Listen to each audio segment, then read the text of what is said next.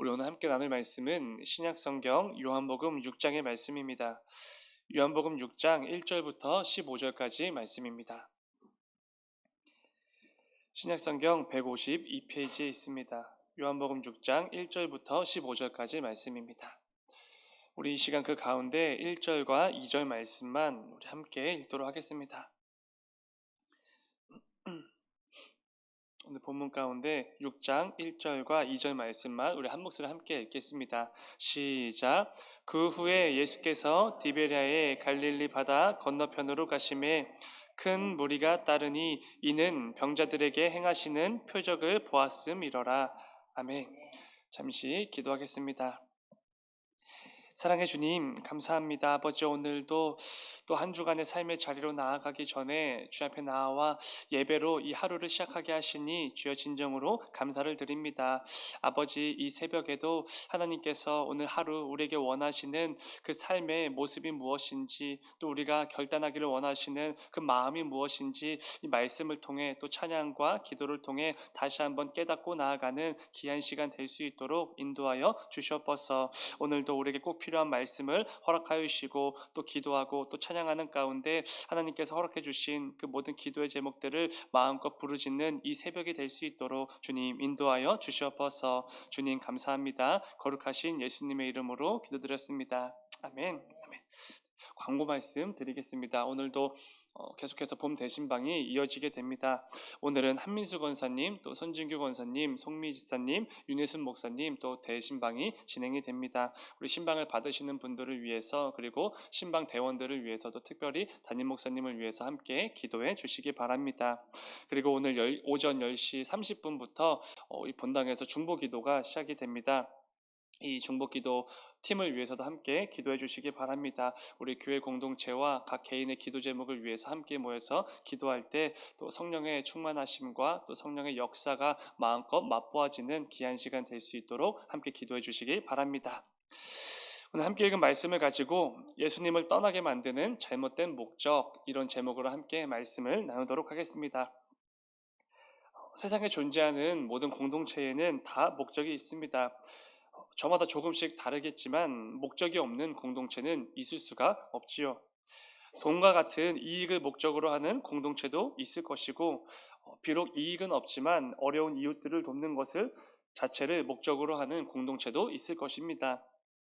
그렇다면 여러분, 우리 교회의 목적은 무엇이겠습니까? 또 이 땅을 살아가는 우리 성도들의 목적은 무엇입니까? 이 질문은 이렇게도 바꿀 수가 있을 것 같습니다. 우리가 예수님을 믿고 따르는 목적과 이유는 무엇입니까? 혹시 자녀들로부터 이런 질문을 받는다면 뭐라고 대답해 주시겠습니까? 엄마, 아빠는 교회에 왜 다니세요?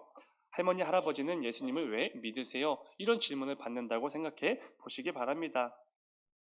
우리가 예수님을 믿고 따르는 이유는 무엇입니까? 예수님만이 우리의 구원자가 되시기 때문에 우리는 예수님을 믿고 따릅니다. 예수님 외에는 우리에게 영원한 생명을 주실 수 있는 분이 없기 때문에 우리는 예수님을 믿고 따르는 것이지요. 어떤 사람들은 이렇게 말하기도 합니다. 모든 종교들은 가는 길과 그 방식이 다를 뿐이지 결국엔 다 똑같은 목적지를 향해 나아가는 것이다. 그런데 정말로 그렇습니까? 전혀 그렇지가 않습니다. 애초에 가는 길과 방식도 다를 뿐더러 나아가고자 하는 그 최종 목적지가 너무나 다릅니다. 사도 요한은 예수님에 대해서 이렇게 말합니다. 요한복음 1장 9절입니다. 참 빛, 곧 세상에 와서 각 사람에게 비추는 빛이 있었나니, 이렇게 말을 합니다. 창조 전부터 하나님과 함께 계셨고 세상 모든 것을 창조하신 예수님께서 이 땅에 오셨는데 요한은 그 모습을 참빛이 각 사람에게 비추었다, 이렇게 말하는 것입니다. 왜 예수님을 참빛, 진짜 빛이라고 표현한 것이겠습니까? 세상에 이미 가득한 수많은 가짜빛들, 그럴듯해 보이지만 엉터리인 그런 가짜빛들이 아니라 우리에게 참 생명을 주시는 유일하고 진짜 빛이신 분이 예수님이시기 때문에 이렇게 말을 하는 것이지요. 그러니까 세상 모든 종교들은 애초에 같은 목적지를 향해서 나아갈 수가 없는 것입니다. 우리가 믿는 예수님만이 유일하신 참 빛이시기 때문이지요. 우리 주님께서도 이렇게 말씀해 주셨습니다. 요한복음 14장 6절입니다. 예수께서 이르시되 내가 곧 길이요 진리요 생명이니 나로 말미암지 않고는 아버지께로 올 자가 없느니라. 아멘.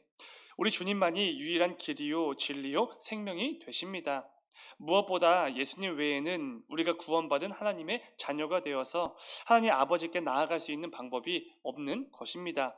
그렇다면 여러분, 우리가 예수님을 믿고 따르는 목적과 이유는 무엇이겠습니까? 예수님만이 우리 인생들의 참 빛이 되어 주시며 예수님만이 우리를 하나님 아버지께로 인도해 주시는 생명과 구원의 주님이시기 때문에 그렇습니다. 우리는 오직 예수님을 통해서만 멸망하지 않고 영생을 얻을 수가 있는 것이지요. 베드로가 말했던 것처럼 우리에게는 예수님 외에는 구원받을 만한 그 어떤 이름도 주어진 적이 없는 것입니다. 그래서 우리는 예수님을 믿습니다. 그래서 우리는 때로는 힘들고 부담이 되지만 이 땅을 살아가는 동안 예수 그리스도를 믿고 따르는 성도로서의 삶을 살아가게 되는 것입니다. 사랑하는 여러분, 우리가 왜 예수님을 믿고 그분을 조금이라도 닮기 위해 부단히 애를 쓰며 살아가는지 그 목적과 이유를 절대로 잊어선 안 될 것입니다. 제가 이 말씀을 드리는 이유는 오늘 함께 나누게 될 말씀에는 잘못된 목적과 이유를 가지고 예수님을 따르는 몇몇의 일련의 사람들이 등장하기 때문에 그렇습니다. 오늘 본문 1절과 2절을 다시 한번 읽어보면 이렇습니다. 그 후에 예수께서 디베랴의 갈릴리 바다 건너편으로 가심에 큰 무리가 따르니 이는 병자들에게 행하시는 표적을 보았음이러라. 아멘. 예수님께서 배를 타고 디베랴 바다 건너편으로 가셨습니다. 누가복음 9장을 보면은 예수님이 가신 바다 건너편은 베세다라는 지역입니다. 이곳은 예수님의 제자였던 베드로와 안드레, 빌립의 고향이기도 하지요. 그런데 그때에 정말로 많은 사람들이 예수님을 따랐다 이렇게 말씀을 합니다. 다른 복음서에 기록된 것을 보면은 그때 당시에 정말로 많은 사람들이 예수님을 열심히 따라다녔던 것 같습니다. 그런데 그들이 그렇게 열심히 예수님을 따라다닌 이유가 무엇입니까? 2절 말씀처럼 예수님이 병자들에게 행하셨던 그 수많은 표적들 때문이었습니다. 그러니까 그들은 예수님이 메시아이기 때문에 따른 것이 아니라는 것입니다. 자신들을 구원해줄 유일한 참 빛이 되시기 때문에 따른 것이 아니었던 것이지요.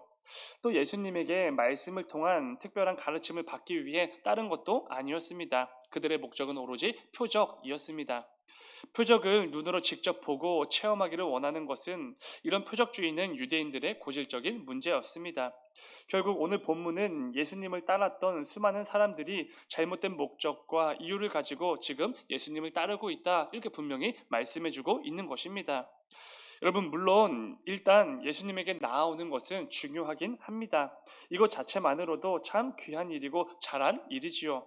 그러나 분명한 것은 잘못된 목적과 이유를 가지고 예수님을 따르는 자들은 결과적으로 좋은 결과를 맞이하지 못한다라는 게 오늘 본문에서 확연하게 드러나게 됩니다. 다음 새벽에 나누겠지만 표적을 위해 예수님을 따르는 수많은 사람들은 결국 그 예수님께서 행하신 오병이어의 놀라운 기적을 직접 체험하게 됩니다.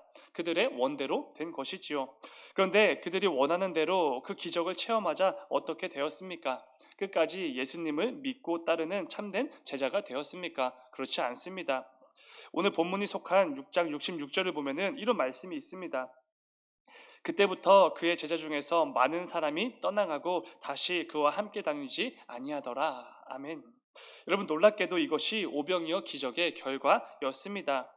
오직 예수님이 행하시는 표적, 그분의 능력에만 관심이 있던 사람들이 그 표적, 능력을 체험하고도 예수님을 떠났고 다시는 예수님을 따르지 않았다. 이렇게 말씀을 하는 것이지요.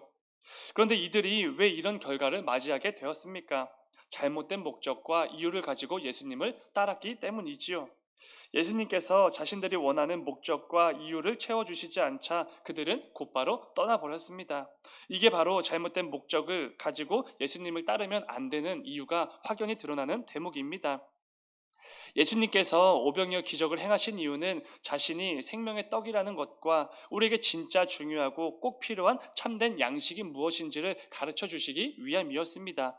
그러니까 우리가 예수님을 믿고 따르는 목적과 이유는 그분이 생명의 떡이시기 때문이라는 것이지요. 썩어 없어지는 육체의 떡이 아니라 영생을 주시는 생명의 떡이 예수님 자신이시라는 이 중요한 사실을 분명하게 가르쳐 주시기 위해 그 표적 오병이어 기적을 행하셨던 것입니다. 그런데 사람들의 생각은 전혀 달랐지요. 예수님이 자신들에게 영원한 생명을 주실 수 있는 생명의 떡이라는 이 사실은 그들에겐 별로 중요하지 않았던 것 같습니다. 사실 애초에 관심이 없었지요. 그저 육체의 배를 채우고 불리는 이 세상의 떡이야말로 그들에게는 정말 필요하고 중요한 것이었습니다. 그래서 주님께서 그들을 이렇게 책망하십니다. 요한복음 6장 26절입니다. 예수께서 대답하여 이르시되 내가 진실로 진실로 너희에게 이르노니 너희가 나를 찾는 것은 표적을 본 까닭이 아니요 떡을 먹고 배부른 까닭이라. 그들은 끝내 예수님을 떠나 다시는 예수님을 따르지 않았습니다. 그들의 목적과 예수님께서 원하셨던 목적이 전혀 달랐기 때문에 그렇습니다. 자신들은 이 육체의 배부름을 채우기 위해서 예수님을 따라다녔습니다. 그런데 정작 예수님은 육체의 떡이 중요한 게 아니라 생명의 떡, 영적 배부름이 중요하다고 말씀을 하신 것이지요. 그렇기 때문에 그들은 예수님의 이 말씀을 이해하지 못하고 전부 떠나버렸던 것입니다. 굉장히 웃긴 상황입니다. 애초에 예수님은 생명의 떡으로서 영적 배부름과 갈급함을 해결해 주시기 위해 이 목적을 가지고 우리에게 오셨던 것입니다. 그런데 무지한 사람들은 예수님의 이 진짜 목적에는 전혀 관심도 없고 그저 자신들의 목적과 이유에 부합하지 않는다고 해서 곧바로 예수님을 떠나버렸던 것입니다. 이게 정말 엉터리 같다고 확 느껴지는 이유가 있습니다. 왜냐하면 조금 전반에도 이 사람들은 예수님을 자신들의 임금으로 삼으려고 애를 썼던 사람들이기 때문에 그렇습니다. 오늘 본문 마지막 15절을 보면은 이런 말씀이 있습니다. 그러므로 예수께서 그들이 와서 자기를 억지로 붙들어 임금으로 삼으려는 줄 아시고 다시 혼자 산으로 떠나가시니라. 이들이 예수님께서 행하신 그 오병이어의 기적을 보고 자신들의 목적과 이유에 합당한 분이라고 여겼던 것 같습니다. 그래서 그들을 억지로 예수님을 자신들의 임금으로 삼으려고 했던 것이지요. 그런데 이들은 오병이어를 통해 그 표적을 보여주셨고 육체를 배불러 주신 그 예수님을 보았을 때는 자신들의 임금이 될 만한 분이라고 여겼던 것입니다. 자신들의 목적과 이유가 모두 이루어지자 예수님을 정말로 임금으로 삼으려고 했던 것이지요. 그런데 잠시 후 자신들의 목적과 이유와는 전혀 다른 이야기를 예수님께서 가르쳐 주시자 한치의 망설임도 없이 모두 다 떠나버린 것입니다. 정말로 엉터리이지요. 사랑하는 여러분, 그런데 이 엉터리 같은 자들의 모습을 보면서 우리는 우리 각자의 삶을 점검해 보아야 합니다. 왜냐하면 우리 역시 이럴 때가 너무나 많기 때문이지요. 앞서 서론에서 나눈 것처럼 우리가 예수님을 믿고 따르는 이유는 분명합니다. 그분만이 우리의 구원자가 되시고 우리에게 영원한 생명을 주시는 유일하신 길이요 진리요 생명이 되시는 주님이시기 때문에 우리는 예수님을 믿고 따르는 것입니다. 그러나 신앙생활을 하다 보면은 우리 역시 이 목적과 이유를 잊어버릴 때가 정말로 있습니다. 마치 내가 예수님을 믿고 따르니 내 육체의 목적을 주님께서 이루어 주셔야 한다고 착각을 할 때가 있습니다. 내가 예수님을 위해 뭔가 수고하고 헌신을 하니 내 인생이 무언가 형통하고 순탄한 삶이 되어야 한다고 착각을 할 때가 정말로 있습니다. 그런데 절대로 그렇지 않지요. 우리가 예수님을 믿고 따르는 이 성도의 삶을 살아가는 이유는 그분이 나의 구원자가 되시기 때문에 그렇습니다. 내게 사랑과 은혜를 베풀어 주시는 진리의 주님이시기 때문에 우리가 그분을 따르는 것이지요. 그렇기에 설령 나에게 있는 어떤 삶의 목적이나 계획이 그대로 이루어지지 않는다고 해도 뭔가 내 삶 속에서 형통함과 순탄함이 전혀 없다고 해도 우리에게는 아무런 상관이 없는 것입니다. 주님을 떠날 이유가 절대로 아닌 것이지요. 내가 싫어하고 원하지 않는 길로 나를 인도해 주신다고 하여도 우리는 예수님을 떠나지 않습니다. 끝까지 예수님을 믿고 따를 수 있는 것이지요. 그게 우리의 목적이 아니기 때문에 그렇습니다. 여러분 다니엘의 세 친구가 그 불구덩이 앞에서 담대하게 외쳤던 신앙 고백을 떠올려 보시기 바랍니다. 다니엘 3장 17절과 18절입니다. 왕이여 우리가 섬기는 하나님이 계시다면 우리를 맹렬히 타는 풀무불 가운데서 능히 건져내시겠고 왕의 손에서도 건져내시리이다. 그렇게 하지 아니하실지라도 왕이여 우리가 왕의 신들을 섬기지도 아니하고 왕이 세우신 금 신상에게 절하지도 아니할 줄을 아옵소서. 아멘.